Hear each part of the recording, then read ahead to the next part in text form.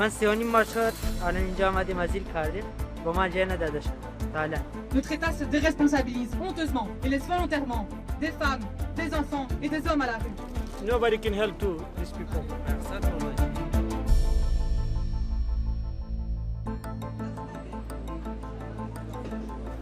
Venus d'Afghanistan, d'Afrique, du Moyen-Orient, ils sont des centaines à frapper chaque jour à la porte de l'Office des réfugiés à Bruxelles pour y demander l'asile en Belgique.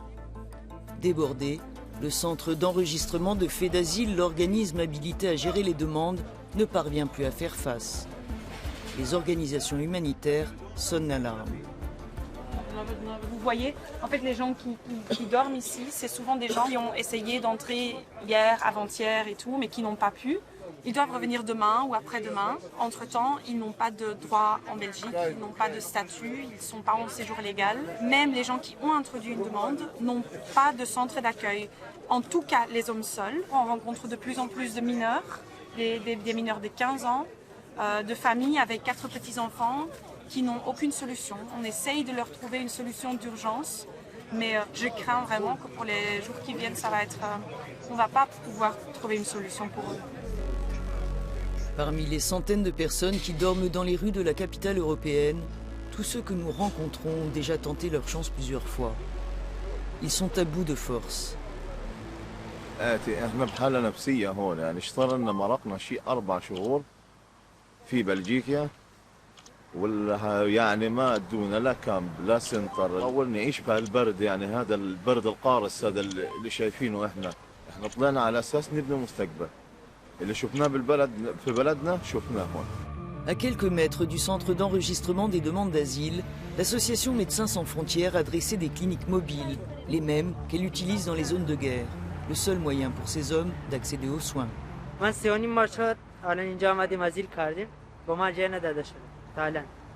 مشکل دکترم داریم، مشکل کارتم داریم، کارت نداده، کار نکردیم، مشکل خیلی یعنی پول هرچی اینطور. Il y a une situation sanitaire qui est assez inquiétante. On observe une épidémie de Gale qui est difficilement contrôlable à Bruxelles puisque les personnes, évidemment, en l'absence d'hébergement, retournent dans leur squat le soir ou en rue. Et on a eu aussi 17 cas de suspicion de diphtérie, dont 3 ont été confirmés par des laboratoires. On observe une dégradation très importante de la santé mentale de ce public, une exposition à la rue prolongée, avec un parcours migratoire déjà assez difficile, jalonné de violence et de privation. Et donc on observe vraiment une dégradation à ce niveau-là assez inquiétante aussi.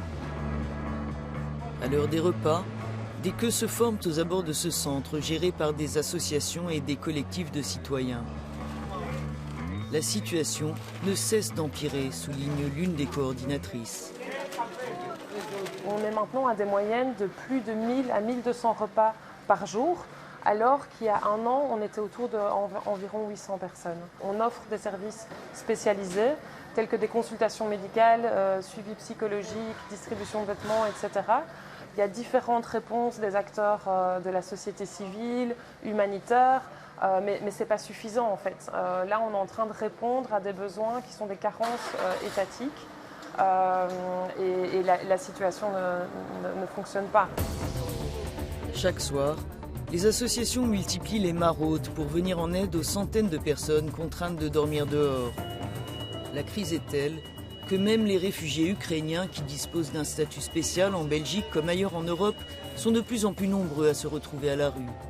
Comme ces femmes rencontrées à la gare du Midi au cœur de Bruxelles.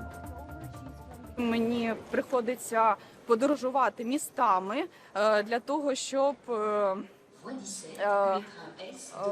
ночувати в шелтерах, в притулках, ну, в тимчасових притулках. Але там, на жаль, така ситуація.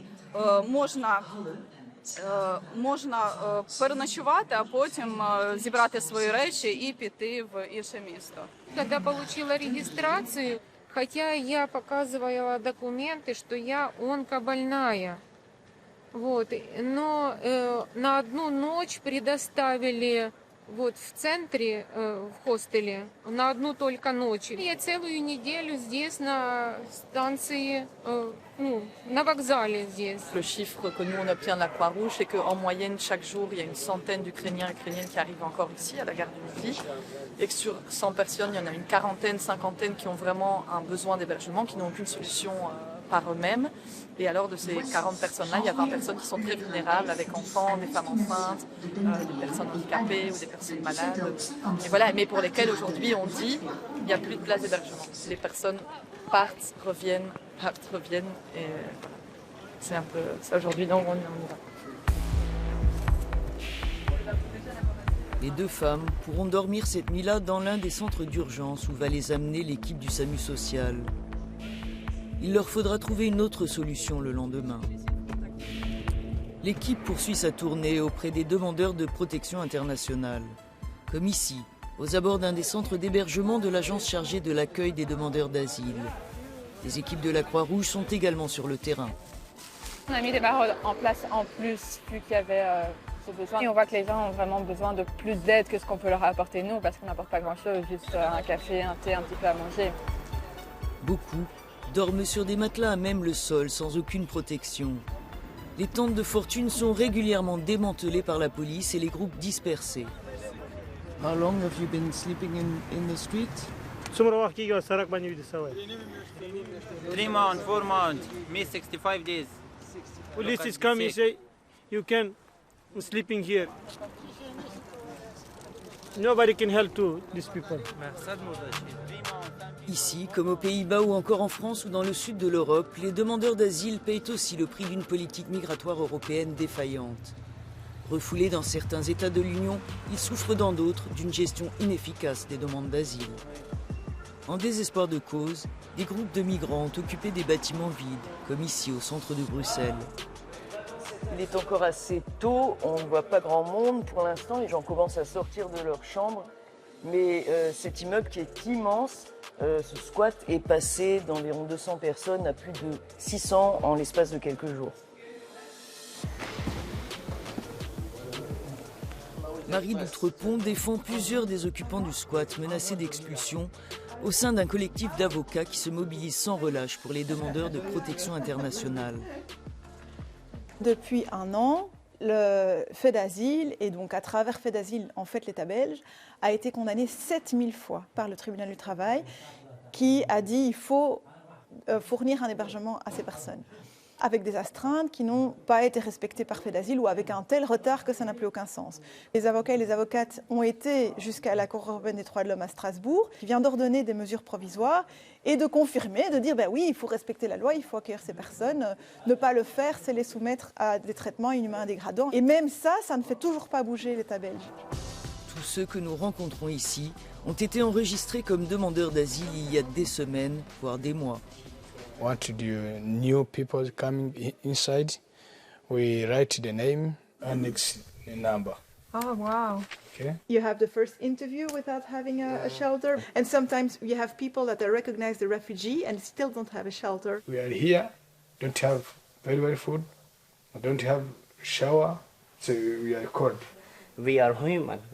We are refugees here, not for other things. We just because we have a lot of risk in our life, in our country. Nasrullah était militaire en Afghanistan à la prison de Bagram. Certains membres du nouveau gouvernement taliban étaient sous sa garde avant leur prise de pouvoir. Sa tête est mise à prix.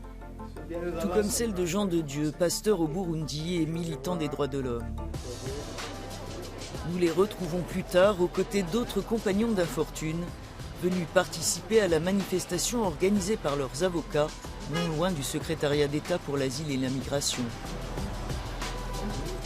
Elle vous invite à faire une petite action symbolique, puisque la Cour européenne des droits de l'homme a condamné l'État belge et que ça ne sert toujours à rien. À quoi ça sert encore d'enfiler notre toge d'avocat, de préparer nos dossiers, d'aller plaider, de gagner les procédures et de faire signifier des jugements si l'État marche dessus ensuite et laisse volontairement des femmes, des enfants et des hommes à la rue? Nous demandons donc aujourd'hui à la Belgique de remplir ses obligations légales et internationales. Le secrétariat d'État à l'asile et à la migration ainsi que l'agence chargée de l'accueil des réfugiés ont décliné mes demandes d'interview. Opposant aux critiques le manque de moyens, Le gouvernement belge souligne aussi l'absence de solidarité européenne. Des arguments intenables, disent les manifestants, face à l'urgence. Personne à la rue, personne à la